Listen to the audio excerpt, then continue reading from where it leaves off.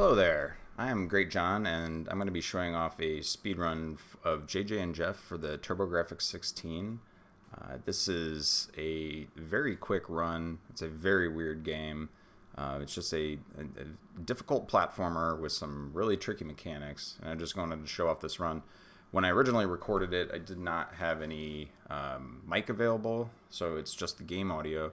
So I'm just going to be playing the video over and just doing some commentary over it. So that's kind of what the nature of this is. And I'm just going to be talking about the tricks, and hopefully I'm going to be able to submit this to SGDQ. So I just wanted to have a video available that kind of showed off exactly what's going on in this game. So let's get started here. And so we're just getting started really quick. So there's really only two mechanics in this game that you mainly focus on, is jumping and kicking. So you can kick enemies, and you can also kick objects. So you can see I was kind of kicking some trash cans and just some random things along the way there. But this kind of plays most like Adventure Island, if you're familiar with that series, and NES or like TurboGrafx-16. It's basically you're a platformer that you need to be making your way through the stage, but you're going to be steadily losing time as you're playing it. As you saw, I just kicked that stump there and just a platform appeared. That's also a very common theme in this game, is you're just kicking blocks to make things appear, whether that be a platform or a key, some like hidden door or something that you can get power-ups in. But so anyway, like the Adventure Island series, you're going to be steadily losing your health throughout the level, so you want to be gaining those fruits along the way. And there's plenty to pick up, so it's pretty safe as long as you're not getting hit constantly by enemies. I'm pretty sure this is my first deathless run. I was just looking back over some videos, and I'm pretty sure this one ended up being the first deathless run that I did.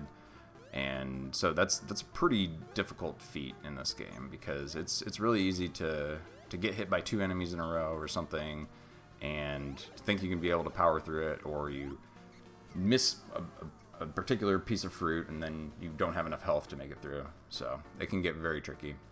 So anyway, this is a tremendously silly game. The enemies are very fun and weird. There's also some that are just terrifying. So that jump right there always gives me grief, because you have to like jump perfectly. It's what I like to call a Mega Man jump, because it's like one of those where you have to get all the way to the edge of the jump before you can actually start to jump over it. And so the more I think about it, the more I'm gonna miss it. But if I just don't think about it, then I tend to be able to get it.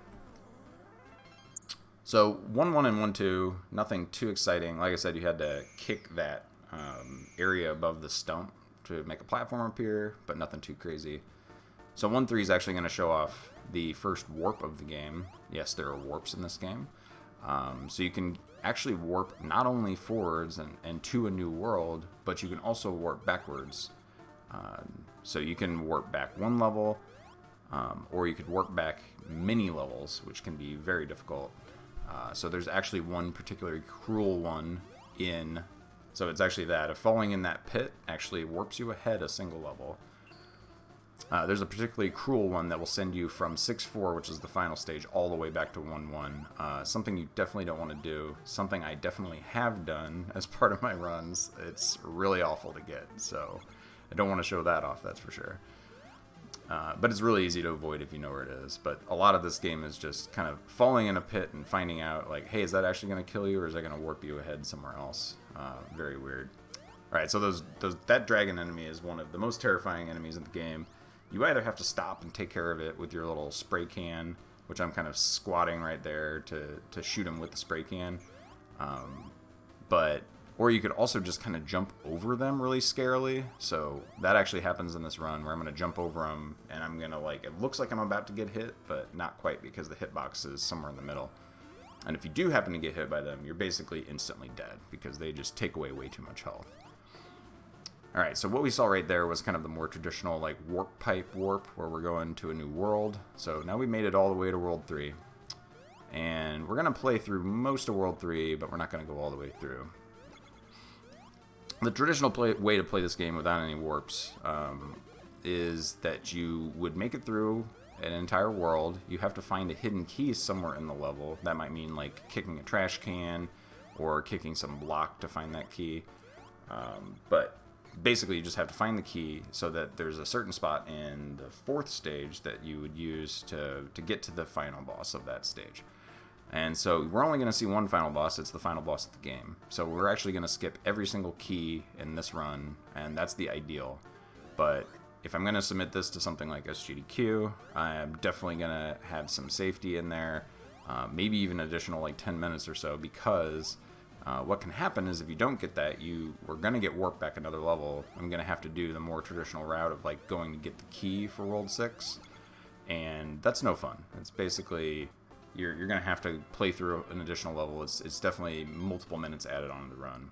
And what's really scary about that is there's a warp backwards in 6.3 to take you to 6.2, which could be even worse. And it's really easy to get that one. So 3.2 is probably my biggest problem level in this game. I don't have particularly fast strats for it, and I'm mostly just trying to get through unscathed. I definitely slow down at some parts to make sure I can survive. So there's definitely some time to optimize in this run. Looks like my sum of best here is 947. I'm pretty sure it goes down quite a bit because most of the time save is to be had in 6.4. So, but we're going to make our way through 3.2. Like I said, just try to stay alive. Try to dodge all these enemies. The platforming in this game is very difficult and unforgiving too. So sometimes you can just hop on the front of an enemy and bounce off of them, and other times you're just kind of bouncing right into them and getting hurt.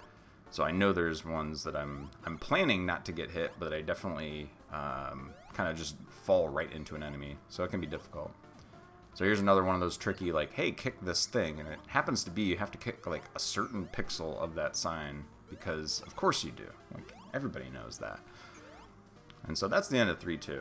It's like some of the most difficult stuff is kind of in the middle towards the end, but then those last few jumps are not super scary. Checkpoints in this game can be somewhat forgiving. Other times, it's definitely pretty tricky. You're going to have to do the whole difficult part. But they give you a frequent amount of checkpoints in the game, so it's pretty safe in that regard. The most unsafe part of this run is definitely the warp backwards to other levels. Alright, so we're going to be making our way only a short bit into 3.3 because there's a warp really early on in here that's going to take us to the final stage, and it's actually just going to be right after this part. We're going to kind of power through this. Looks a little scary, but it's all pretty planned, like how we jump on these things.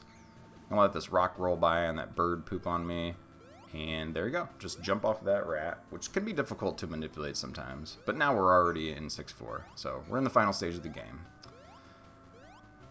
Another thing is these pooping birds actually play into the strategy for getting through this level without a key. So we're definitely going to be seeing that, and I'm going to have plenty of time to talk about that. And look at that, I got that extra life for safety here, but I'm not going to end up using it, but it's just that habit I have when I was grinding this out. It's like, well, I might as well get the extra life along the way. So I actually have 4 lives here, which is insane because you only start with 2. And so I've actually gotten that extra life there and actually got another one based on points. So as you can see, crazy platforming stage there. It only gets harder from here. There's a lot of gaps and a lot of parts where you actually can only make it over a gap by jumping fully across enemies. So these are kind of like the mini dragon. I think this is the first time we're seeing them. Well, we saw them in the past screen, but this stage is the first time we see them in this particular speedrun. Alright, so these dragon guys, these are the ones I was saying we're going to be jumping over really scarily. And here we go. There it is. There it is. Okay, and that one we can't quite make it over. So we get a little damage boosting off that fire. If you happen to get hit by the snakes instead, like the dragons themselves, they'll take away a ton of damage. So this part right here is actually the final checkpoint of the game.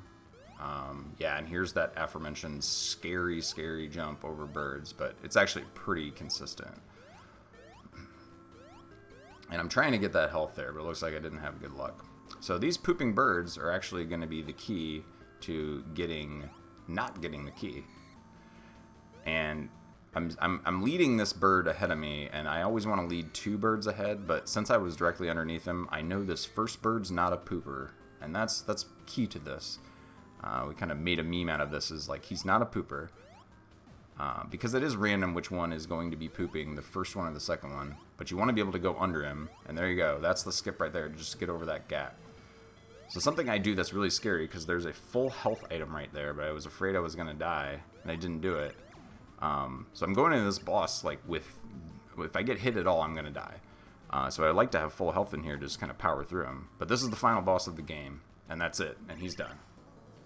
So this game is really short if played well. If things go badly, you're definitely going to be losing a few minutes. But what a weird, strange game. This would be a perfect candidate for Silly Block. It's very difficult, but also, like, once you see it being played, after having practiced it for a little bit, it's a pretty entertaining round. It is also kind of torturous to practice, but I've kind of gotten over that hurdle, it seems like. But it's very difficult. So I just wanted to show off the world record speedrun, add a little bit of commentary too, since I didn't have my mic on for this particular run. But I'll just let the credits play out a little bit. Oh yeah, the plot line of this game is basically you, there's a guy that was kidnapped and he's rich, and you want to go and rescue him because you're private detectives, and I think that's about all the story I understand. So they're just kind of in it for the money. Kind of awful people. But hey, you know, they succeeded in the end. Yeah, Poopatros drops onto many. So thank you, Bird, for being able to make it through that stage without having to get the key. Where you're supposed to get the key is in 6-3. And then in that very last platform where I use the bird to jump over the gap, you have to kick the block to, like, activate a platform to be able to get across. But if you don't have the key, then that will do nothing when you try to kick that area. And of course it's all hidden. You just have to kind of know and kick around until you figure it out. And that's it. I don't think I'm going to let the credits play all the way through. I guess it's not much longer, so I can just kind of let it run for a little bit. But I am greatjhon. I'm the one who performed this speedrun. And like I said, this was done originally without commentary, so just wanted to have a different video to upload with some color commentary added to it.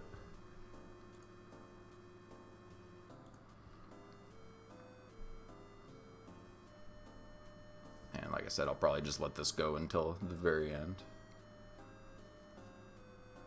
The credits are very, like, Mega Man-esque, where they kind of show you all the different enemies. Or I guess, like, the Bonk games also did that, where they kind of show you all the different enemy names.